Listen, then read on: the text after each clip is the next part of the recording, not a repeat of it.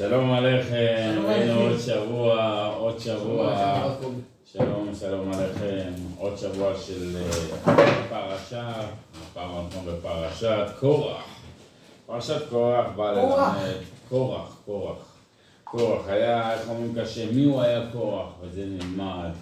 מה היה העניין עם המחלוקת? ומהי מחלוקת בכלל? מהי בכלל מחלוקת? האם אדם יכול להיות לו מחלוקת עם עצמו? וזה יקרא מחלוקת? זאת גם שאלה וגם על זה נענה. איך זה קשור לעבודת יהודי, לעבודת השם ישתבח? איך? איפה זה קשור בעבודת השם? זו פרשה מאוד מאוד חזקה שאם מי שישכיל להבין אותה ובאמת לשמוע אותה, וואלה, זה דרך וכוח לדעת א', איפה כל אחד נמצא, ב', מה עליו לעשות ואיך עליו ללכת ולתקן ואיך עליו לעבוד את השם. איך זה קשור לשבת קודש, גם זה נלמד. נלמד קצת נתיבות שלום, בסייעתא דשמיא, פרשת קורח, ואהרון מהו כי תלינו עליו. מה זה וכי תלינו עליו? התורה באה וכותבת לנו, שמשה בא לקורח ואמר לו, ואהרון מהו כי תלינו עליו. זה למשל שלפעמים אדם יש לו מחלוקת עם חברו, והוא, איך אומרים, חולק עליו כרגע, אוקיי? אבל מה? יש אחד שחולק על חברו כי באמת הוא מאמין בדרך אחרת, הוא חושב באמת אחרת, ויש אחד שחולק עם חברו בגלל שהוא בא להתנצח איתו כדי לנסות להביא אותו למצב שהוא כמה שהוא לא גדול. אפשר גם להסכים שלא להסכים. נכון. השאלה מאיזה מקור מגיעה המחלוקת. האם היא מגיעה ממקור כמו של קורח, שזה היה מקור, כבר ניכנס ונלמד על זה יותר, או האם זה בא באמת ממקום של מחלוקת אמיתית. לפעמים, נכון, יש מחלוקת בין בית שמאי לבית הלל, אבל בסופו של יום הולכים לישון מחובקים, אוהבים ללא שנאת חינם וללא התנצחות, וכל אחד מעריך את מקומו של חברו. ואיתה, בבאר אברהם, בפירוש של רש"י, במדרש, שם הוא אומר במדרש תנחומא, הוא כותב, הלבישם טליתות שכולן תכלת, ובאו ועמדו לפני משה. זה קורח. קורח היה איש צדיק, איש גדול היה קורח, הוא היה מיושבי הסנהדרין קורח. אז הוא בא למשה רבנו עם שאלה. השאלה הזאת הוא בא איתה כדי להתנצח. האם טלית שכולה תכלת גם צריך ציצית? גם מחויבת, הרי יש לנו דין שבגד 4 כנפות חייב בציצית. האם ציצית שכולה תכלת, שאתה אומר שהתורה מחייבת תכלת, לא? תכלת, שהתורה מחייבת תכלת, האם זה מספיק ועדיין אני אהיה חייב בציצית? אמר לו משה רבנו כן. זה היה המחלוקת שלהם? זה היה המחלוקת? זה היה אחד המחלוקות, הוא שאל את משה רבנו הרבה שאלות. אבל זו הייתה מחלוקת ששברה את גב הגמל כבר. ואתה תבין גם למה זו הייתה מחלוקת. ואתה תבין מה היה קורח, איזה גדול הוא היה, כן? היה צדיק, היה גדול, היה חכם מאוד. ותראה לאן הגיע. הגאווה שלו... נכון, והוא אומר איתה בבאר אברהם, בבית מדרש ברש"י בשם תנחומא. הלבישם טליתות שכולן תכלת ובאו ועמדו לפני משה. אמרו לו, טלית שכולה תכלת, חייבת בציצית או פטורה? אמר להם חייבת. וקורח היה בבחינת גבוה בעבודת השם יתברך, כדאיתה במדרש רבה י"ח פסוק ב'. אמרו חכמים, חכם גדול היה קורח ומטעוני אהרון. בעבודתו הייתה ביראת הרוממות שהיא מדרגה הגבוהה ביותר. לפעמים, זאת הייתה כל הבעיה של קורח. לפעמים אדם רואה שהוא מגיע לדרגת התרוממות, פתאום מקבל אורות, פתאום מקבל זה. תראה, אדם חזר בתשובה, קיבל אורות, מה קורה לו? הולך, איך אתה לא מניח תפילין? איך אתה לא שומר שבת? צועק על ההוא, פתאום, לא, רק עכשיו קיבלת אורות, מאיפה באת? מה באת? הוא מרגיש כרגע בדרגת הרוממות. ככה גם אנשים בורחים לאדם. כן, יפה, אז זה כל העניין, שצריך לדעת לשלב, וזה הייתה כל המחלוקת. והוא אומר, על מידת שהיא מדרגה גבוהה ביותר, זה מה שהיה אצל קורח. אך מידת הכנעה ושפלות לא הייתה לו. ועניין תכלת מרמז על יראת הרוממות. מה זה תכלת? אומרים לאדם, מסתכל על הציצית, רואה תכלת, מזכיר לו את הים. הים מזכיר לו את השמיים, את הרקיע, הרקיע, את כיסא הכבוד וכן הלאה. את התורה זה מזכיר. התכלת זה יראת רוממות, אוקיי? אבל זה מה שהיה לכוח. היה לו את יראת הרוממות, אבל לא היה לו את יראת השפלות והבושה. ענווה. כן, לא היה לו את הדבר הזה. והוא אמר, אם אני כולי תכלת, אוקיי, כמו שאומרים לאדם, אתה תלי שכולך תכלת. אם אני כולי תכלת, אז אני לא צריך את הציצית, אני לא צריך את מידת הענווה. שפיל גאים הוא מגביה שפלים. יפה מאוד, יפה מאוד. ולכן הוא בא ואומר, וטעותו של קורח הייתה בחושבו אשר בעבודת השם מתוך יראת הרוממות לבד בלא הכנעה ושפלות. גם כן, יהיה מוכן ודאי לכהונה גדולה. וזה פירוש השאלה טלית שכולה תכלת, שסבר שאחר שהוא בבחינת טלית שכולה תכלת, אינו צריך עוד לציצית הכנף שהיא מידת הכנעה ושפלות. זה כל יהודי צריך לדעת. זה מה שבא ואומר רבנו, גם בשיעור שעבר אלינו את זה. יש תשובה אלא תשובת התא, אדם מגיע לדרגה שלפעמים הוא נמצא למעלה, יראת הרוממות, מרגיש אורות וזה, שיבין שאין אפוטרופוס לשום דבר, ושידע את המקומות שלו, ושידע להיות ענה וצנוע ולדעת, כמו שכותב הרמב"ן, מסיר שפה מנאמנים. מה זה מסיר שפה מנאמנים? הוא אומר, גם אלו שנאמנים לי, ששומרים שם והולכים בתורה ברגע שיש להם טיפת גאווה, אני משכיח מהם את התורה, ובדיוק, ולמה? כי בורא עולם אומר, אין אני והמתגאה יכולים לדור באותו עולם. אי אפשר, כי כל העניין, משה רבנו, העולם וכל האדם, אוקיי? הארון וכי מה... אפשר להתגאות במשהו שלא שלך, כי כלום לא שלך. יפה, אז הוא בא ואומר... הכל אתה מקבל מהכנף. נכון, הכנף היא מידת הכנעה ושפלות, ומשה ישיבו שחייב בציצית, בעינו שצריך גם כן מידת הכנעה ושפלות, שאף שיש את כל המדרגות, אי אפשר להגיע לכהונה גדולה רק על ידי עבודת השם מתוך הכנעה ושפלות. מתי האדם מגיע למצב שהוא כנוע ושפל? רק שהוא מקריב מעצמו. כשאדם מקריב, ולמה הוא מקריב? מה מביא אותו למצב שהוא מקריב מעצמו להשם יתברך? לא מסתכל על דברים אסורים, לא אוכל מאכלים אסורים, עושה את מה שבורא עולם אמר. למה זה מביא אותו למצב הזה? כן? מתוך א', יראה, שהוא מבין שיש בורא עולם, אבל מתוך הכנעה של עבד נכנע למלך ועושה מה שהמלך אומר. וזה בא בורא עולם ואומר שהכבוד הוא לי, אומר בורא עולם, הכבוד, הוא לא אומר כבוד למבול, אוקיי? ולכן הוא בא ואומר, אתה יהודי, תפקידך הוא להיות שפל וכנוע מולי בעיניי בכל עבודת השם, וזה בא מתוך שאדם יהודי מקריב את עצמו, כן, להשם יתברך. והוא אומר, ועל כן אינו ראוי לכהונה גדולה מחמת שאין לו מידת הכנעה, וזהו מה שאמר לו משה לאהרון. ואהרון, מהו כי תלינו עליו? לאהרון יש לו מידת מה? היינו הכנעה ושפלות, כמו שכתוב, ואנחנו מה? שמות את זין. ועל כן הוא הראוי לכהונה גדולה. הוא מבאר עוד כוונת אומרו, אהרון מהו על הפירוש, מה שכתוב בגמרא עירובין י"ג. בשניים במחצה נחלקו, בית שמאי ובית הלל אומרים נוח לו לאדם שלא נברא, ואלו אומרים נוח לו לאדם שנברא. מה זאת אומרת נוח לו לאדם שלא נברא? אם האדם מרגיש שהוא נברא בשביל עצמו, והוא שמח בחלקו, והוא מרגיש שהוא ישות או משהו, אז טוב לו שלא נברא. אבל אם אדם עובד את השם, עושה את מה שצריך, כנוע, שפל, מרגיש מול בורא עולם, זה טוב לו שנברא. אז לכן צריך לאדם למה? אדם חס ושלום, מה טוב לו שנברא אם הוא עושה חטאים בעולם ויגיע אחר כך לגיהנום ויתחיל להצטרך לסבול? אז כולם עושים חטאים בעולם. אבל גם כל יום כאילו זה לא מצדיק את זה, כן? אבל גם כל יום יש מצווה לאדם לעשות תשובה. זה מצווה לעשות? תשובה. מדוראי זה מצווה? בוודאי מצווה. זה רק חובה. חובה אני יודעת שזה חובה. זאת מצווה, דאורייתא לעשות תשובה. אבל גם בן אדם עכשיו שעושה תשובה, הוא גם ייפול. אתה אל תחשוב על הנפילה, אתה תחשוב על ההתקרבות לבורא עולם, על התשובה, שיבואו לצדיק וכך. אבל גם דרך ההתקרבות שלך אתה לא נופל. אבל אתה צריך להתחיל לחשוב ככה. ואם נפלת כנראה שהקדוש ברוך הוא רצה שתיפול. לא, הוא לא רצה שתיפול, הוא הפיל אותך. נכון. הוא רוצה שתקום. בדיוק. אז מה לתשובה?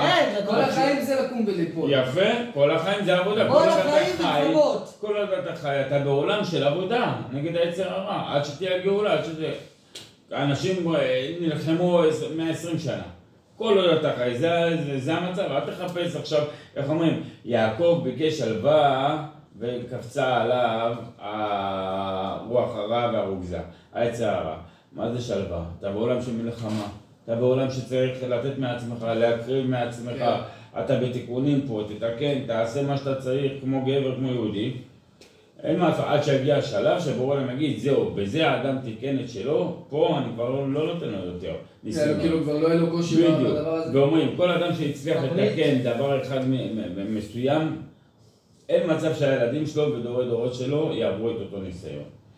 אם אדם צריך לתקן, למה? אבותינו חטאו ואנחנו סבלנו. מה זה סבלנו? מה זה אבותינו חטאו? אז אומרים לאדם, לפני שאתה מתקן את מה שאבותיך חטאו, קודם דורים תתקן בדיוק את מה שאתה חטאת. אז לכן צריך לדעת, והוא אומר לו, ועל כן הוא הראוי לקונה גדולה ובאר עוד כוונת אומרו ואמרון מה הוא על הפירוש בגמרא עירובין. מה שאמרנו, בית שמאי ובית הלל אומרים נוח לו לאדם שלא נברא יותר משנברא, ועל אלו אומרים נוח לו לאדם שנברא יותר משלא נברא, מבואר בספר תשובות חן.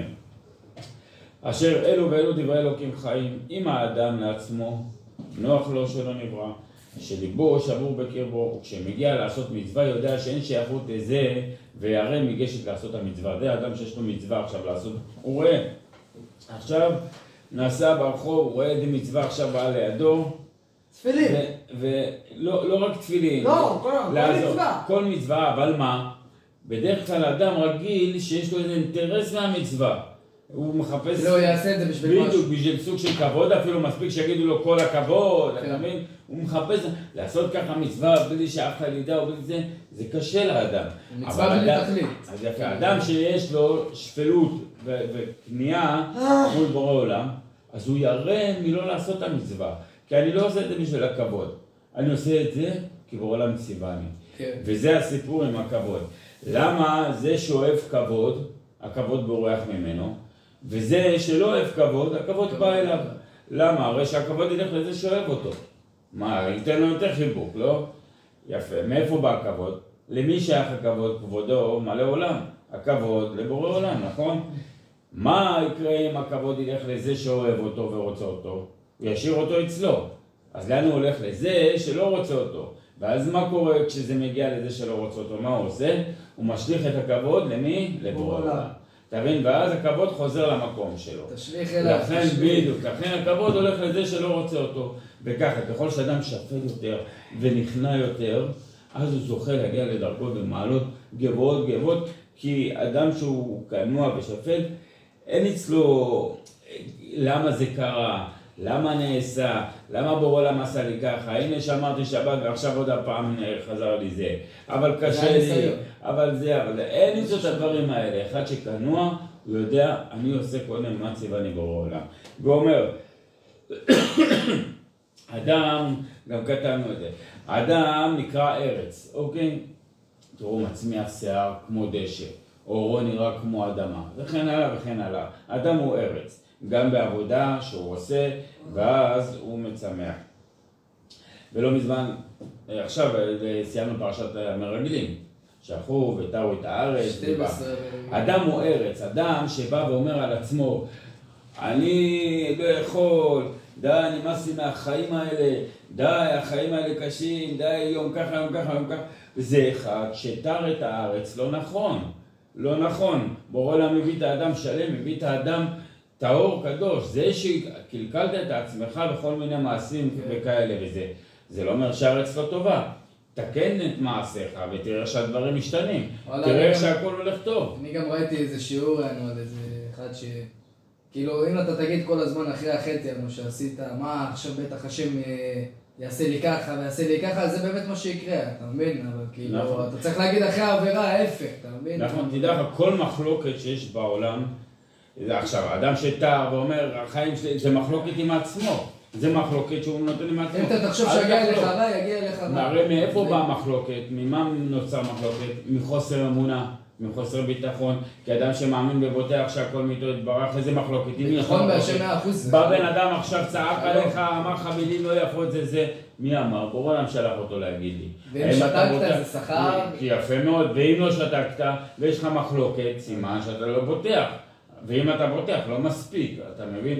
אז לכן כשיש מחלוקת, זה בא מחוסר ביטחון ואמונה שהכל מאיתו יתברך. חוסר ביטחון גם ליד אנשים, זה גם חלק מהחוסר ביטחון. נכון, מחלוקת, איך הוא כותב את זה?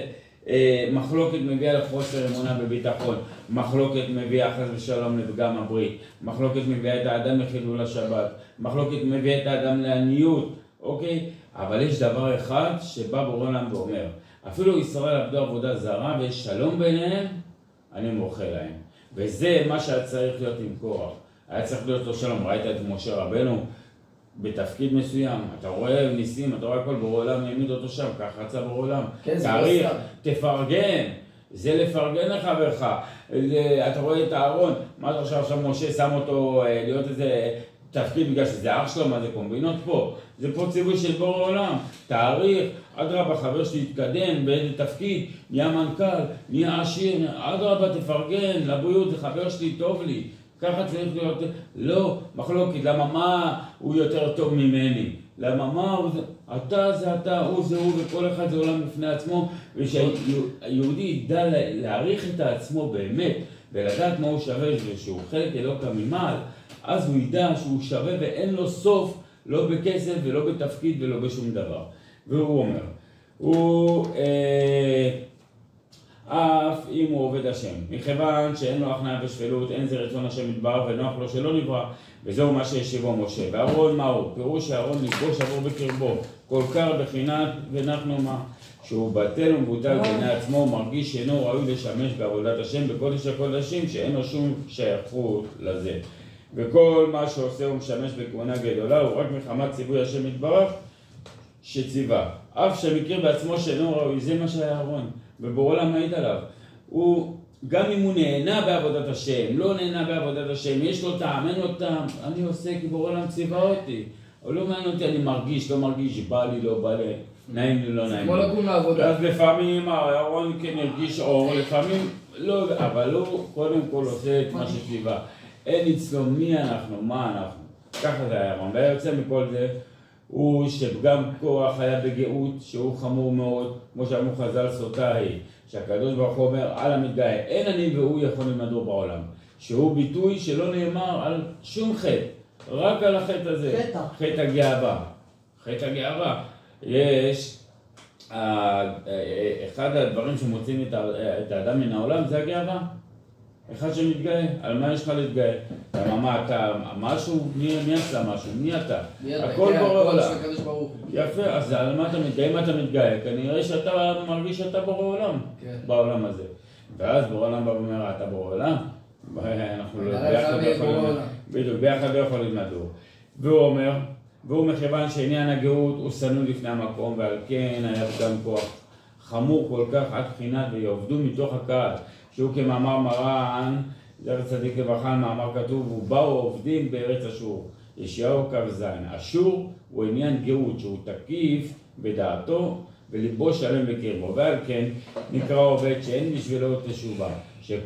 כיוון שכל כמה שעושה תשובה, מתחזק ליבו בקרבו עוד יותר. זה כמו שהם פרעה.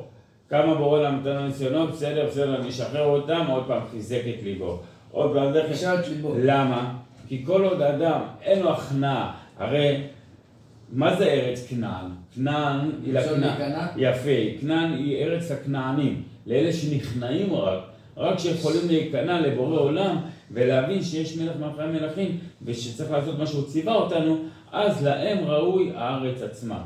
וזה מה שהם פרעה. למה כל פעם מכביד את ליבו? כי הוא לא באמת נכנע, כי אם הוא אדם שבאמת נכנע, לא צריך שום כוח אלוקי. זה בא ממנו. כשזה בא ממנו יש לזה את הכוח ואת המעלה הכי גדולה. לא שעכשיו אני נותן לאדם אורות, הוא מרגיש, אני לוקח לו את האורות, הוא לא מרגיש, עכשיו הוא הולך עוד פעם נותן לו, עוד פעם. לא, שממנו, מעצמו, הוא מבין והולך עושה את הדבר הנכון, אם זה בכניעה ואם זה בעבודת השם. והוא אומר, מחזק ליבו עוד יותר. אין מספיקים בידו לעשות תשובה למי שיש בו גאווה. ואף אם בשאר העניינים הוא עובד השם יתברך, מלמד כיוון שאין לו הכנעה ושפלות, אינו מסוגל לעשות תשובה, והרי הוא בבחינת עובד, וזהו מה שנאמר בכוח ויעבדו מכל הקהל, שעל ידי פגם הגאות נהיו לעובדים. והנה גם בשבת קודש מצינו עניין זה דהפוך, בושה, ותשכח שבת. אדם צריך להיכנס לשבת עם בושה, עם הכנעה. ולמה זה ככה? שדווקא על ידי הבושה נכנסים לשבת, ויש לבערו ביותר על פי מדרש בתורת אבות, שבת סמ"ט. ממרן עסק מסלונים, זכר צדיק לברכה, שבחינת השבת הוא שהקדוש ברוך הוא מכניס את יהודי אליו להיכלו, הוא לא אומר כבוד. והרי ששבת הוא בחינת כנסת הגדולה, נכנס לשבת קודש. כמו שאהרון הכהן לא היה יכול להגיע להיות ראוי להיכנס לקודש הקודשים, רק על ידי מידת הבושה וההכנעה ושפלות, כמדרש מערכו זכר צדיק לברכה על מה שאמר משה לאהרון, למה אתה בוש? לכך נבחרת. זה מה שבא להראות ליהודי. למה אתה מתגאה? ולמה אתה חושב שאתה שום דבר? יהודי אף פעם אסור לו להחזיק את עצמו שום דבר. אני אפס. למה? בעולם בא ואומר, אני לא רוצה שתבטל את עצמך בעולם.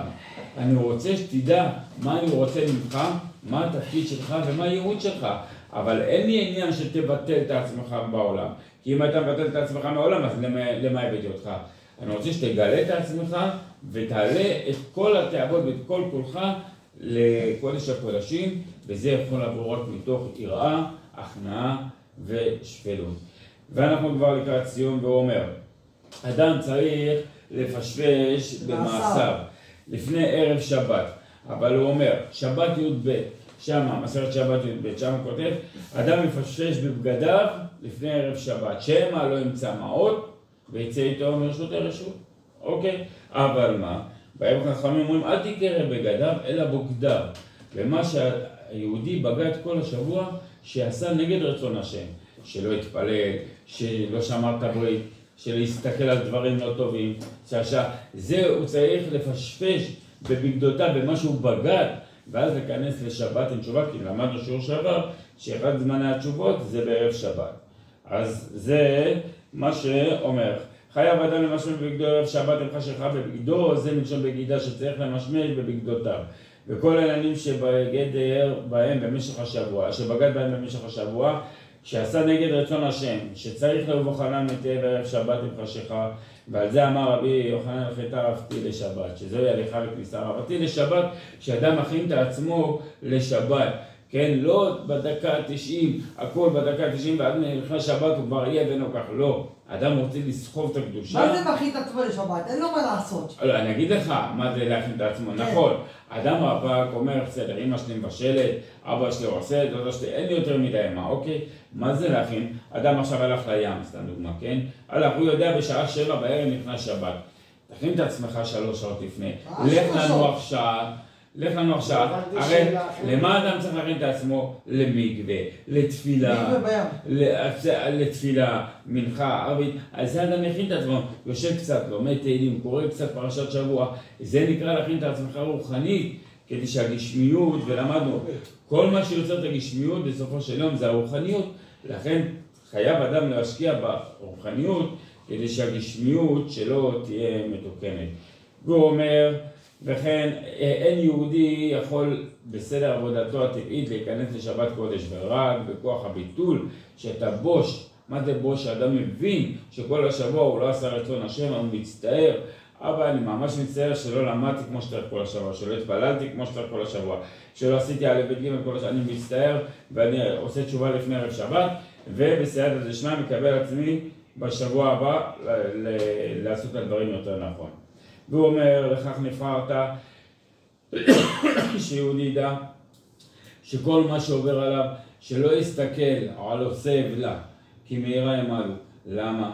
אדם בא רואה מישהו עשיר, הנה לא שומר שבת, עשיר זה יש לו, תסתכל עליו איך שמי שאתה, על מה שאתה, כי לכך נבחרת, אומר בעולם. ככה בחרתי אותך, ככה אני רוצה, כי אם היית קצת שונה ממה שרציתי, לא היית בעולם הזה, אומר בעולם.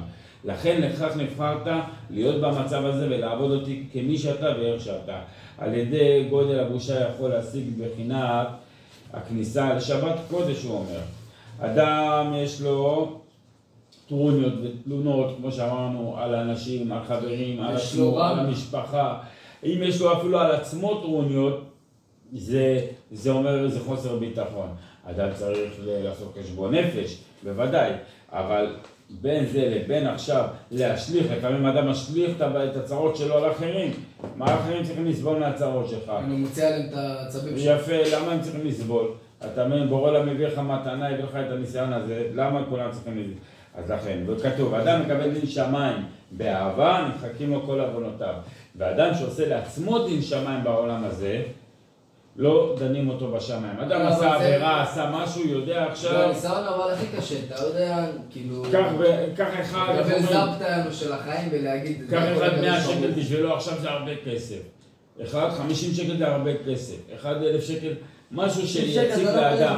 אדם לוקח את זה, עשה עבירה, אומר, אני עכשיו את זה תורם. את הכסף הזה מפסיד אותו.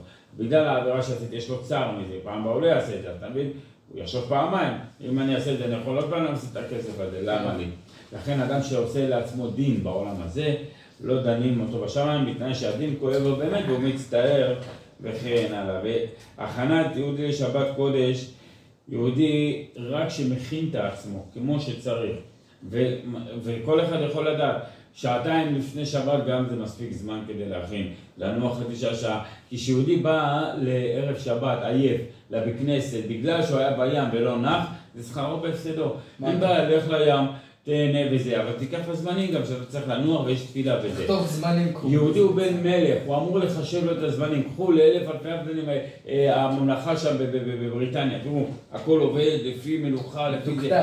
אנחנו בני מלך, יש לנו, תראו בן אדם לפני שהוא אוכל, מחשב פעמיים, האם אני אוכל את זה עכשיו או לא, כי יש לי ברכת המזון, יש לי מזונות, מחשב, למה? כי זה בן מלך, רק בן מלך מחשב את דרכיו ואת צעדיו.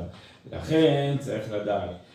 פרשת קורח באה ללמד אותנו על המחלוקת שבאדם לבין האדם עצמו, לבין האדם לחברו, לבין אדם לפעמים, בן אדם בא וחולק על איזה רב. וואלה, אתה רואה תלמיד חכם, יושב, לומד, מכיר את כל התורה ימין שמאל. שמעת איזה שיעור, אתה הולך חולק, מי אתה שתחלוק? תסתום, תקשיב, תסכים. לא, יש אבל גם לא להסכים. אתה יכול לא להסכים, אבל גם כשאדם חולק, הוא צריך לדעת... לא בזלזול, חס וחלילה. לא, צריך לדעת מי עומד מולו. עכשיו, מה זה לחלוק? יש דבר כזה שנקרא, אני לא מבין, אני לא יודע, תסביר לי. אתה מבין, אבל לא להתנצח, זה לא נכון, לא. אני לא מבין, בוא תסביר לי, יכול להיות שבאמת, ואם הבנתי ולמדתי משהו אחר, יכול להיות שלא הבנתי נכון. אז לכן, צריך לדעת, וזה קצת ככה פרשת קורח, שנזכה להתחזק. בעזרת השם פרשה, ששבוע הבא זה פרשת חוקת, פרשת תארת פרה אדומה. זה שאדם רוצה לתאר, אבל תדעו לכם, שמירת העיניים ושמירת הברית, כל הדברים האלה קשורים במחלוקת. כשאדם אין לו מחלוקת עם בורו, עם קונו, אין לו מחלוקת עם בורא עולם, איך הוא יצר אותי, איך עשה אותי, כמה כסף נתן לי, לא נתן לי אישה, כן נתן לי אישה, לא נתן לי ילדים, נתן לי ילדים מפגרים, נתן לי אישה מטומטמת, לקחה ממני את כל הכסף, עשתה לי, לקחה לי, חיפשה לי. ברגע שאין את המחלוקת הזאת עם יהודי מול בורא עולם, מול קונו, באופן אוטומט אין לו מחלוקת עם מה שסביבו. לכן, וכל זה בא מתוך אמונה והכנעה ושפלות, מה שהיה לאהרון, וזהו, ושם מתחזק, עשינו שבת שלום ובשורות טובות, ואיך אומרים, שיש שבת שלום ובשורות טובות. שבת שלום לכל הצופים היקרים. שבת שלום לכל הצופים היקרים. שבת שלום, אתה יכול לזה.